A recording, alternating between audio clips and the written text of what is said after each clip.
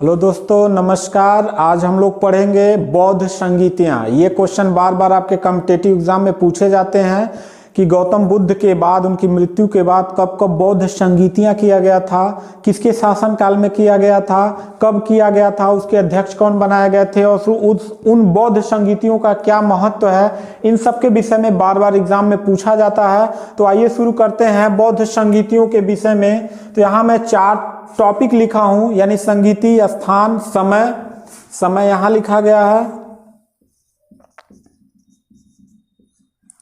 शासनकाल, अध्यक्ष। तो ये इस प्रकार से है। देखो, बौद्ध धर्म में कुल 4 संगीतियां हुई थी। 4 यानी फर्स्ट, सेकेंड, थर्ड और फोर्थ। प्रथम बौद्ध संगीति पूछ देगा, प्रथम बौद्ध संगीति कब हुआ था, तो आपको ये बता देना है 483 ईसा पूर्व में हुआ था। पूछ दे कि प्रथम बौद्ध संगीति कहां पे हुआ था, तो राजगृह में हुआ था। किस जगह? सप्तपौड़ी गुफा में हुआ था। राजगृह कहां पे है? बिहार में है। ठीक है, तो 483 ईसा पूर्व में राजगृह बिहार में सप्तपौड़ी गुफा में प्रथम बौद्ध संगीति हुआ था। पूछ दे किसके शासन काल में हुआ था? अजात शत्रु के शासन काल में हुआ था। ठीक है, अजात शत्रु के शासन काल में हुआ था। पूछ दे अजात शत्रु किस वंश का शासक था, तो हर्यक वंश का शासक था।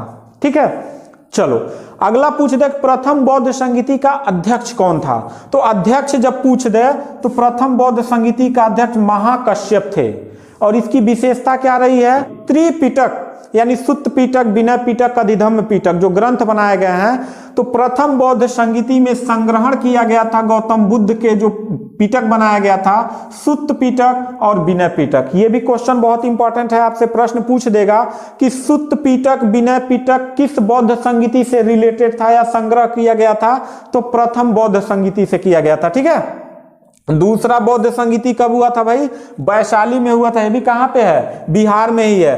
383 ईसा पूर्व में, यानी 100 वर्ष बाद जो है। अब कहेंगे बात कैसे है, ये माइनस में चलता है। ठीक है, ईसा पूर्व जो है ईसा मसीह के जन्म के पहले का समय माइनस में चलता है। ठीक है, और उनके जन्म के बाद का समय प्लस में चलता है। तो 383 ईसा पूर्व में हुआ था। किसके शासन में हुआ था? कालाशोक के शासन काल में हुआ था।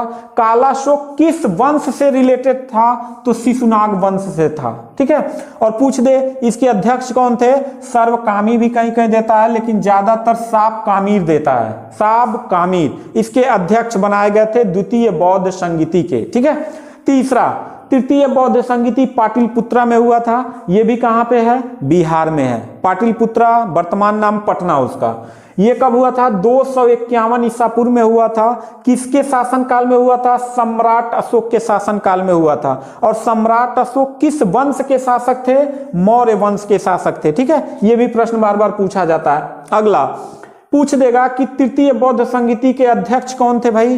तो मोगालिपुत्तिस थे। बहुत इंपॉर्टेंट पूछता है, तृतीय बौद्ध संगीति के अध्यक्ष कौन थे? मोगालिपुत्तिस थे। और यहाँ पे 2 जो पीटक थे यहाँ बनाए गए थे, प्रथम बौद्ध संगीति में और तृतीय बौद्ध संगीति में अधिधम्म पीटक का संग्रहण यहाँ पे किया गया था। चतुर्थ बौद्ध संगीति, और ये जो है कुंडल वन में हुआ था। कुंडल वन कहाँ है भाई? कश्मीर में है। याद रखिएगा कि चतुर्थ और अंतिम बौद्ध संगीति जो हुआ था वो कहाँ हुआ था? कश्मीर में हुआ था। कब हुआ था भाई? प्रथम शताब्दी में हुआ था, यानी ईसा मसीह के जन्म के बाद हुआ था। प्रथम शताब्दी में हुआ था। कब? किसके शासन काल में हुआ था? कनिष्क के शासन काल में हुआ था। कनिष्क किस वंश से रिलेटेड था? तो कनिष्क जो था वो कुषाण वंश से क्या था? रिलेटेड था। और इसके अध्यक्ष कौन बनाए गए थे? वसुमित्र थे। और उपाध्यक्ष जो थे वो अश्वघोष थे। ठीक है, और यहीं पर अश्वघोष के समय बौद्ध धर्म 2 भागों में बंट जाता है, हीनयान और महायान में। ठीक है, आगे कुछ देखेंगे। बौद्ध धर्म से रिलेटेड त्रिरत्न कहा जाता है किसे? बुद्ध धम्म संघ को त्रिरत्न कहा, यानी बुद्धम शरणम गच्छामि, धम्मम शरणम गच्छामि और संघम शरणम गच्छामि। ये बोल के जो वहां का वो क्या बोलते हैं, बौद्ध धर्म में एंट्री होता है। ठीक है, अन्य नाम जो है गौतम बुद्ध के, एक शाक्य मुनि के नाम से जाना जाता है, एक तथागत के नाम से जाना जाता है। ठीक है, उपदेश इन्होंने क्या दिया था? पाली भाषा में दिया था।